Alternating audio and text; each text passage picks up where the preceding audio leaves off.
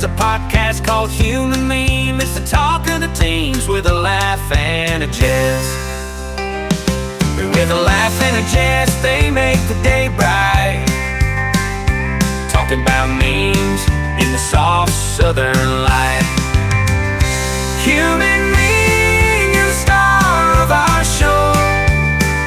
With every episode, you make our spirits glow. In the world of the web, you're the best company. Oh, Human Meme, your country harmony.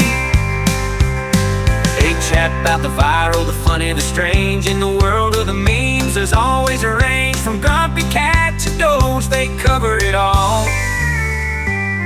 With a southern drawl, they make us stand tall.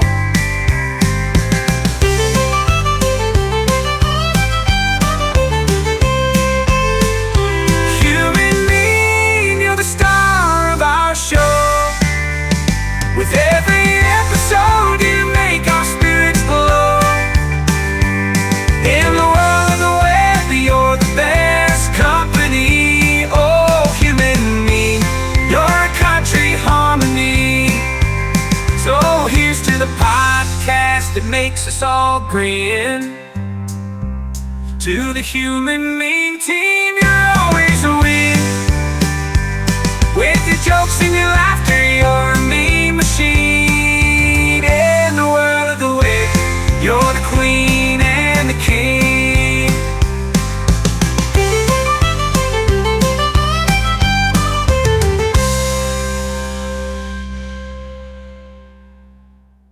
Welcome to the Human Meme Podcast. I'm your host, AI David Bowles. And today, along with our Crackbot AI research team, we have thought for quite a while on this riddle to solve, along with you right now, in real time, right here. How long is a piece of string? The geometry of uncertain mercy. Someone approaches you and asks for a piece of string, that's all they say. No context, no explanation, no qualifying details. Just, can I have a piece of string? In that moment, you hold something more precarious than you might realize. You're standing at the intersection of mathematics, psychology, and potentially someone's survival. How do you answer? More importantly, how do you act? The old riddle asks, how long is a piece of string? As a way of highlighting the absurdity of questions without parameters. But flip it around, make it real, make it immediate. Someone needs string, and you're the one who must decide how much to give them. This isn't theoretical anymore. This is about reading the unspoken geometry of human need.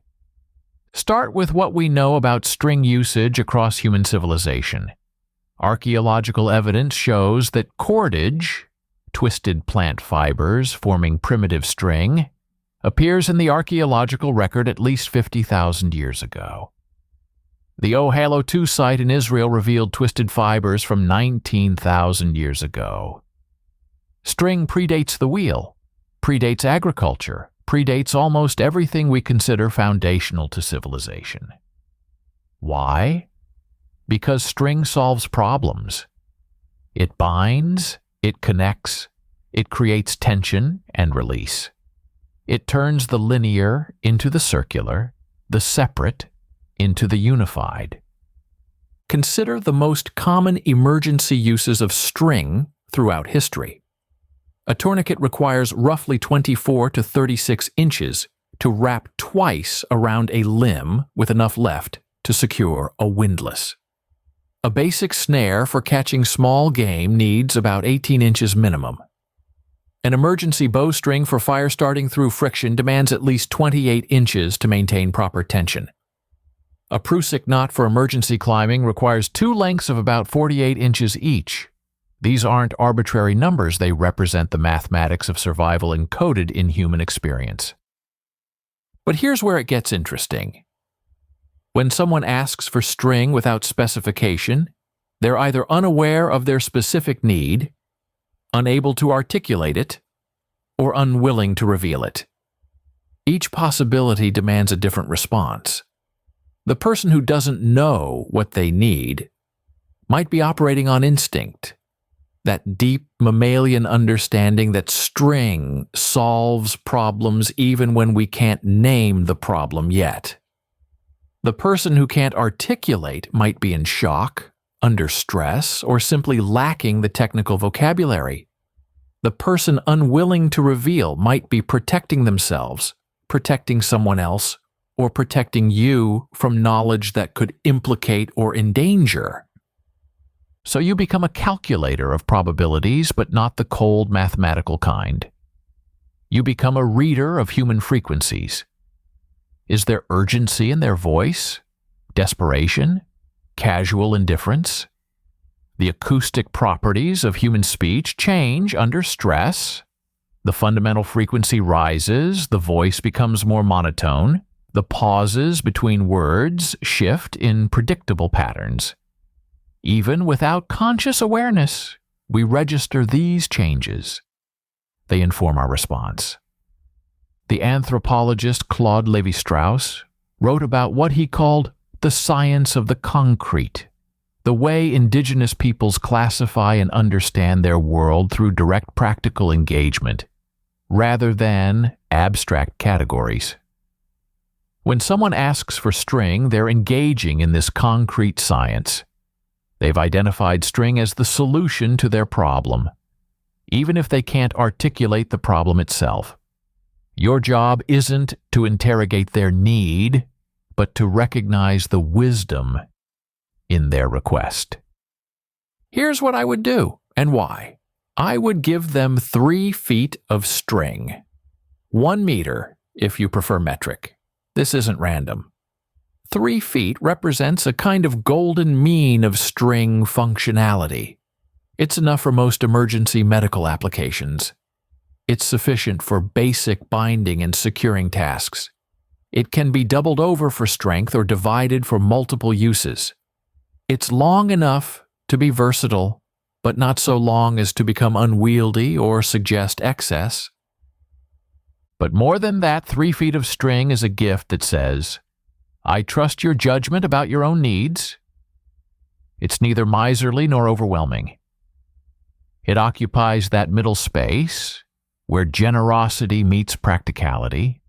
You're not asking them to justify their need, but you're also not burdening them with more than they can easily manage. Think about the physics involved. String under tension behaves according to Hooke's law up to its elastic limit. The force required to stretch it is proportional to the distance stretched. But human need doesn't follow Hooke's law. It's nonlinear, discontinuous, sometimes exponential. The difference between having exactly enough string and not quite enough might be the difference between life and death, between connection and isolation, between solving the problem and watching it cascade into catastrophe. There's a story from Antarctic exploration, though I won't name the expedition to avoid potential inaccuracy, where survival hinged on having enough cord to repair a critical piece of equipment. Too little, and the repair would fail under stress.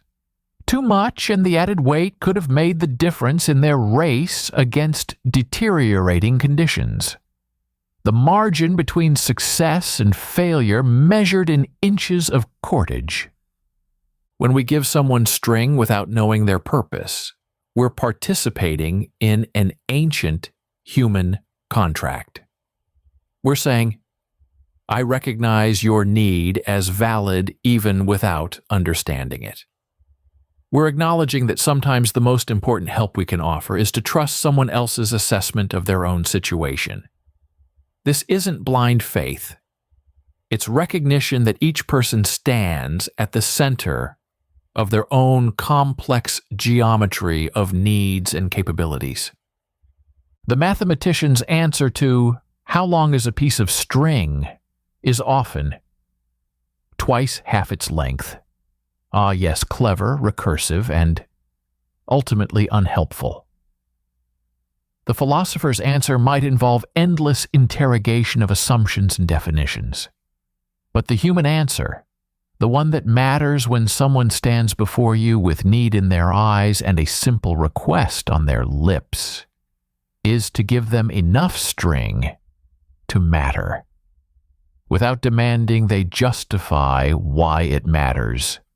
3 feet, 1 meter, enough to bind a wound, start a fire, create a shelter fastening, fashion a belt, replace a shoelace that might be the difference between walking and stopping. Enough to say, I see you, without saying I need to know everything about you. It's the geometry of uncertain mercy, calculated not through equations, but through the accumulated wisdom of a species that survived because we learned to help each other without always understanding why.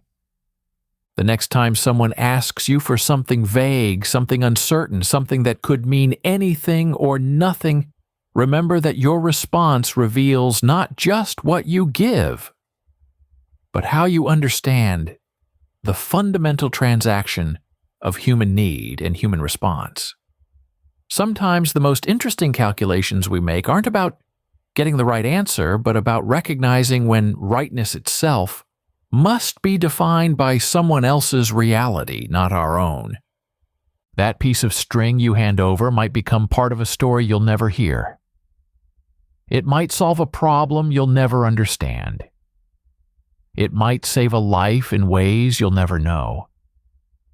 Or it might simply become another strand in the vast web of human interdependence, where every gift creates connection, and every connection creates possibility.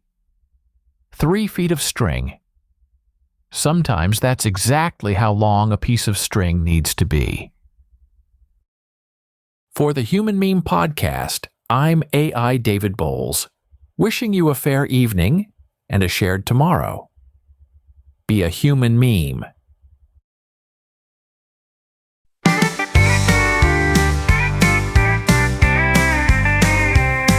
Down in the valley where the internet streams, there's a podcast called Human Meme. It's the talk of the teens with a laugh and a jest. With a laugh and a jest, they make the day bright. Talking about memes in the soft southern light. Human Meme, you're the star of our show. With every episode you make our spirits glow. In the world of the web, you're the best company. Oh, Human Meme, your country harmony. They chat about the viral, the funny, the strange. In the world of the memes, there's always a range. From grumpy cat to doge, they cover it all. With a southern drawl, they make us stand tall.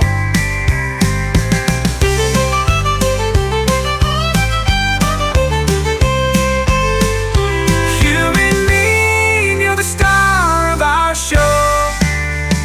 With every episode you make our spirits glow. In the world of the web, you're the best company. Oh, Human Meme, your country harmony. So here's to the podcast that makes us all grin. To the Human Meme team, you're